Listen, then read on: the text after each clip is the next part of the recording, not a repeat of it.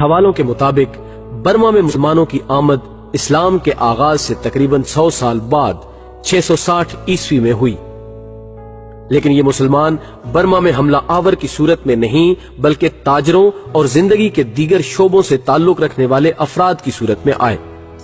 اس عہد میں مسلم عرب بحری سفر کے ذریعے میڈاگاسکر کے جزیرے پر اتر کر چائنا کے راستے سے برما میں داخل ہوتے اور پھر ان میں سے کچھ برمی مسلمانوں کا حصہ بن جاتے۔ آہستہ آہستہ ان لوگوں نے برمی عورتوں سے شادی کر کے اپنے خاندان وہیں آباد کر لیے۔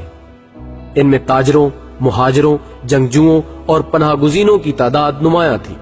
برما کے وسیع النظر اور وسیع القلب حکمران مینڈن آف مینڈلے نے ان کو چائنیز مسلمان تسلیم کرتے ہوئے وہاں عبادت کے لیے مسجد تعمیر کرنے کی بھی اجازت دے دی۔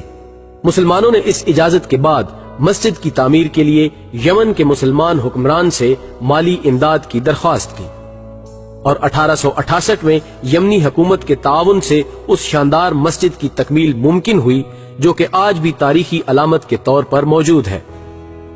برما میں مسلمانوں کی اکثریت، جنہیں پیتھی کا نام دیا گیا، برما کے جنوبی حصے جو کہ تھائی لینڈ کے قریب واقع ہے میں آباد ہوئی۔ ایک زمانے تک برما کے مسلمانوں اور بدھ مذہب کے پیروکاروں کے درمیان انتہائی برادرانہ تعلقات رہے، حتیٰ کہ ایک دور میں برمی حکومت نے مسلمان حاجیوں کی سہولت کے لیے مکہ میں پیکاک کے نام سے ایک ریسٹ ہاؤس بھی تعمیر کرایا، جہاں حج کے دنوں میں برمی حکومت کی جانب سے حاجیوں کو تمام سہولیات دی جاتی تھیں۔ 17ویں صدی عیسوی میں مسلمان برما کی تجارتی دنیا میں اپنا مقام بناتے ہوئے ایک طاقتور اقلیت بن چکے تھے، اور انہیں واسرائے کی جانب سے گورنر تک کے عہدوں پر فائز کیا گیا۔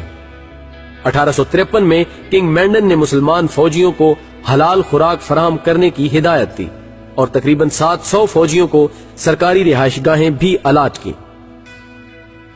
اقلیتوں کے بارے میں سرکاری پالیسی۔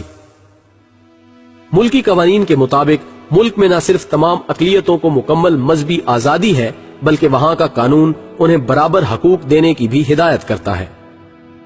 یہ تمام اقلیتیں بغیر رنگ و نسل اور مذہب کی تامیز کے ایک طویل عرصے سے پرامن اور برادرانہ زندگی گزار رہی تھیں، لیکن بدقسمتی سے برطانوی عہد اقتدار میں جب انڈیا میں تحریک آزادی زوروں پر تھی، برما میں بھی نسلی فسادات پھوٹ پڑے، جس کا زیادہ نقصان مسلمانوں کو اٹھانا پڑا۔ تاریخ کا یہ وہ موڑ تھا جب بدھ مذہب کے پیروکاروں اور مسلمانوں کے درمیان نفرت کا بیج بو دیا گیا، اور پھر 16 مارچ 1997 دن تقریباً 3:30 بجے یہ خبر جنگل کی آگ کی طرح پھیلی کہ 3 مسلمانوں نے ایک عورت کے ساتھ جنسی زیادتی کی ہے، جس کے بعد لگ بھگ 1500 بدھ اور دیگر قومیتوں کے لوگ اکٹھے ہوئے اور انہوں نے سب سے پہلے مسلمانوں کی مسجد پر حملہ کیا۔ ان کے گھر اور دکانیں جلا دی گئیں اور 3 مسلمان قتل کر دیے گئے۔ 2001 میں ایک دفعہ پھر اس خبر پر کہ چند مسلمانوں نے بغیر قیمت ادا کیے ایک بیکری سے کچھ کیک کھانے کی کوشش کی، پھر فسادات پھوٹ پڑے۔ مسلم آشیانے جلا دیے گئے جبکہ برمی پولیس خاموش تماشائی بنی رہی۔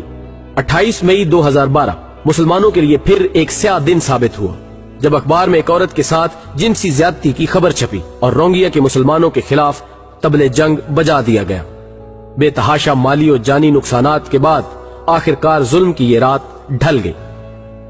اکتوبر 2016 میں آرمی اور بدھوں کے ہاتھوں ایک دفعہ پھر مسلم کمیونٹی ظلم و بربریت کا شکار رہی، جس میں ہزاروں خاندان متاثر ہوئے، اور اب ستمبر 2017 یعنی حالیہ دنوں میں رونگین مسلمانوں کے لیے ظلم کی رات طویل تر ہو رہی ہے، جس میں اب تک 23,000 لوگ بے گھر اور 3 لاکھ کے قریب وطن چھوڑ کر مختلف ممالک میں پناہ لینے پر مجبور ہو چکے ہیں۔ لیکن مسلمان ممالک کی طرف سے نہ ہی اب تک تو کوئی غزنوی للکار سامنے آئی ہے اور نہ ہی ایوبی جلالت کی کوئی جھلک۔ دوستو، ویڈیو پسند آنے کی صورت میں ہمیں اپنی قیمتی آراء سے